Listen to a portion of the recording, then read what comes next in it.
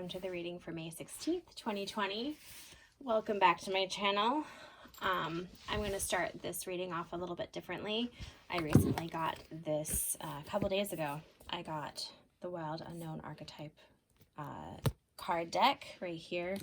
These beautiful round cards here by Kim Krans, and I am just getting familiarized with these, but I already drew a card for today's reading because I wanted to have a few minutes to think about it and meditate on it. So I drew the seed, which has a pearl in the middle, and I'm going to read to you what she's written here.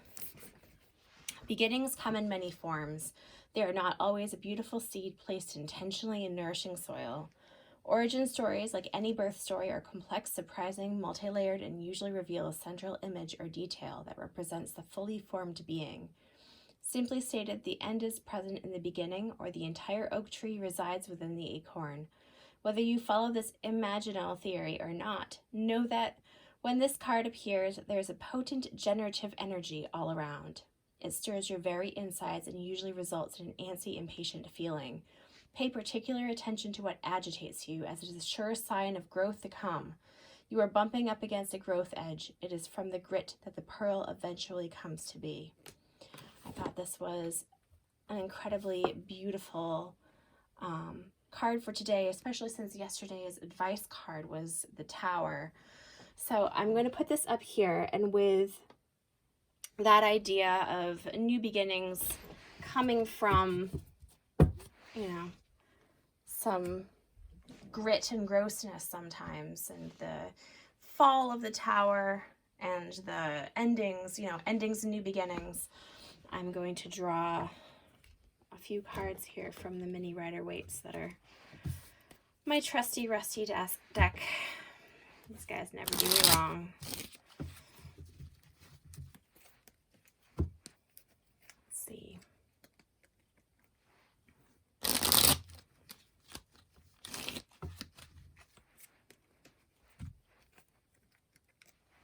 I like that concept of new beginnings because I feel like a lot of times when we talk about new beginnings, we're starting about, the tabula rasa. We're talking about completely clean slates, things being blown away, so there's like nothing there, and then starting from the very beginning. And I like the idea that sometimes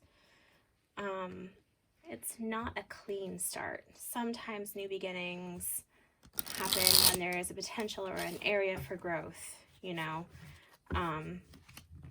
this idea sometimes that, well, I don't know why this comes to mind, that growth can hurt, that growth can be, growth and new beginnings can be not neat or pleasant even.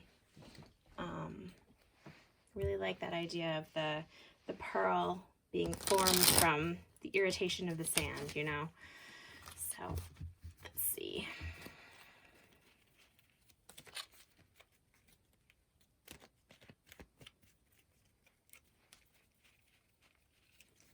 Idea of creation and destruction being linked, of things happening in cycles. It's all very beautiful. So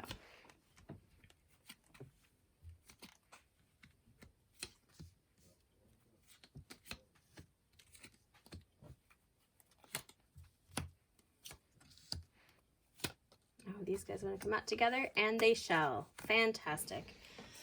And then in the bottom of the deck we have, let's see, the 7 of Cups is the bottom of the deck, and then we have the 2 of Wands, the 5 of Swords, the 10 of Pentacles, Ace of Wands, 5 of Wands, the Knight of Swords, 8 of Swords, King of Swords, and then together for some reason we have the Wheel of Fortune and the Emperor here at the bottom. I'm drawn to start with this just reoccurring sense of clarity coming from these multiple ideas, this messiness, this just sort of clouded, it's literally a bunch of cups on a cloud in this image too. Is this idea that there's so much overwhelming stimulus, you don't know which way to go, you don't know what to choose.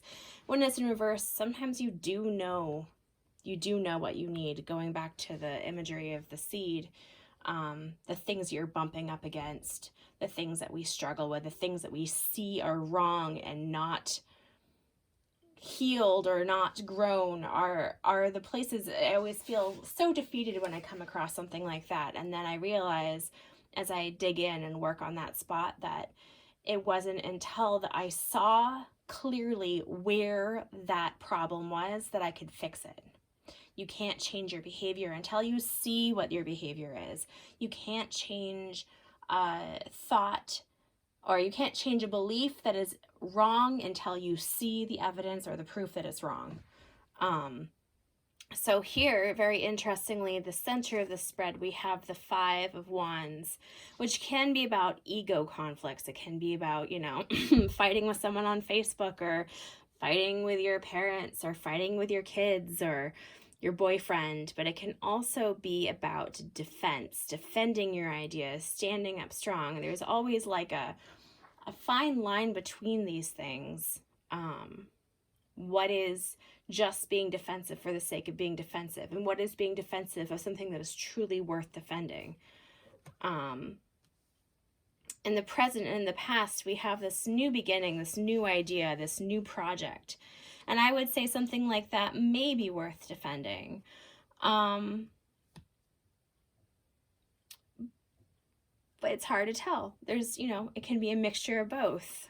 In the past here, we have these decisions to be made, thus, what do we do? And then we have the past and the future. We have the sense of the 8 of Swords. How do we get out of where we are? How do we get out of the conundrum we find ourselves in? The idea being that we need to look within ourselves to find those sort of answers out, that those things will become clear to us with introspection. In the present and the future, we also have this Knight of Swords energy coming in, which can be a very bright intellectual opportunity. This can be someone with like new ideas, or somebody with good, someone who has a good debate. Something it can be, the champion of good ideas. It can be somebody who is wielding logic like a sword, is also how I sometimes see it. The future here, and in the past also, there's this 10 of Cups. Things have been and will be again. I'm not sure if they are right now for everybody, but there's this 10 of Cups of this happiness, this satisfaction, this like fulfilled love.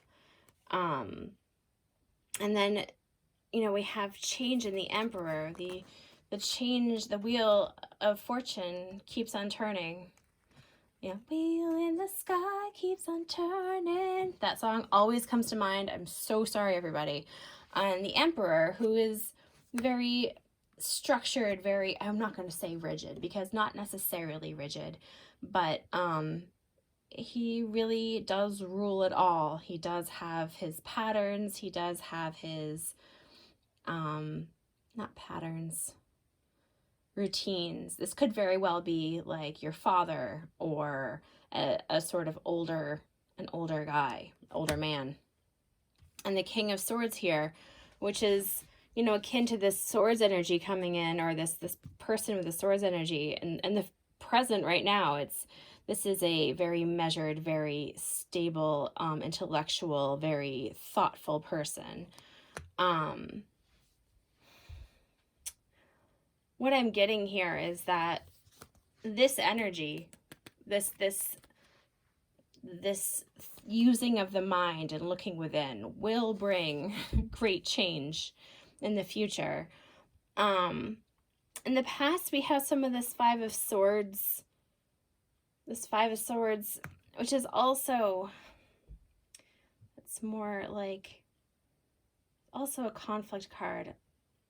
It's also, the Sky has 3 of the Swords and the others have walked away. The Sky is not even worth debating. It's like this person will not, this is not an active debate.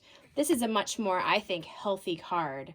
This can be a very, this person seems dogmatic to me. You can't even talk to this person. So it may be that there's been this happy energy all around, but that there's some places that need some shuffling. There's some adjustments that need to be made here. There's some changes that are coming. There's some decisions that have had to be made.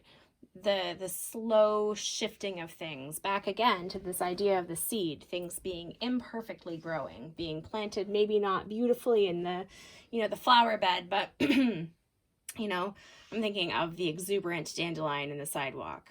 Kind of a nice image.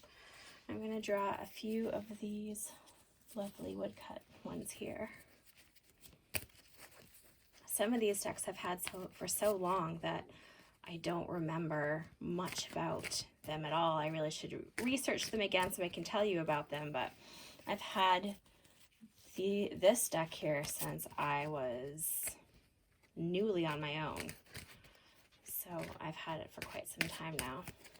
Let's see.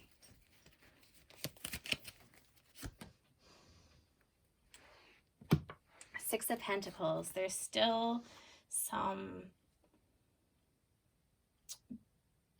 power balance or money balance. Something is not quite in balance.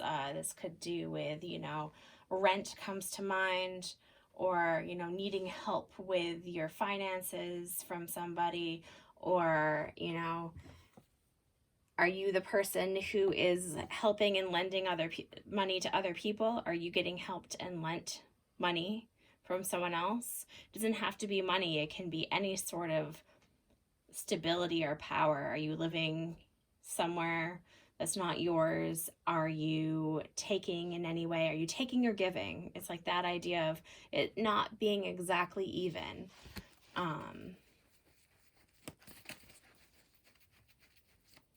Neither a borrower nor a lender be is what my mom would say. I think that's Shakespeare. I'm not quite sure. And then we have Eight of Cups reversed, which is thinking about walking away from an emotional situation. And there's a lot of this conflict here. In the present, there's this, a lot of these guys are running around with their wands high in the air, and they're not really hitting each other with them. They're just sort of waving their sticks about loudly. All right, maybe you're thinking of leaving whatever is imbalanced. Maybe, you're feeling trapped. There's newness and goodness coming in, but you're still, from what I can tell, this is like a half and half sort of situation. Half old, half new. Things are growing and moving towards this change and this sort of restructuring of things. Or perhaps you will find yourself in the position of the Emperor, of being somebody who has a lot more understanding and control of the elements of your life.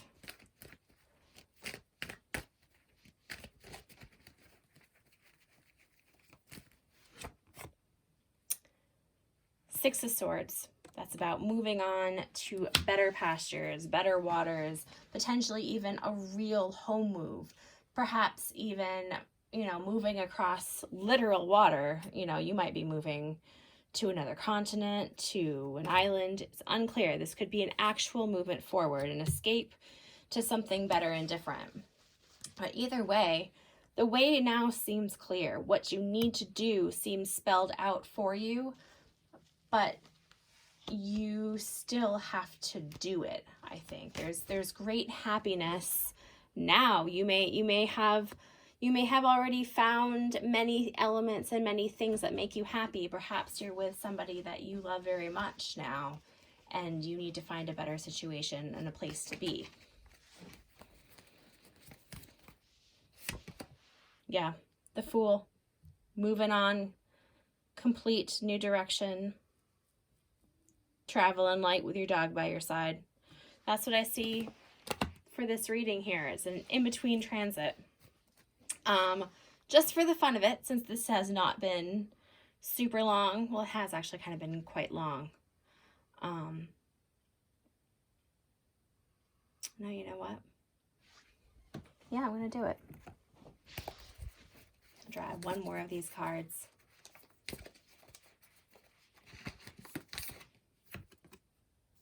The Box.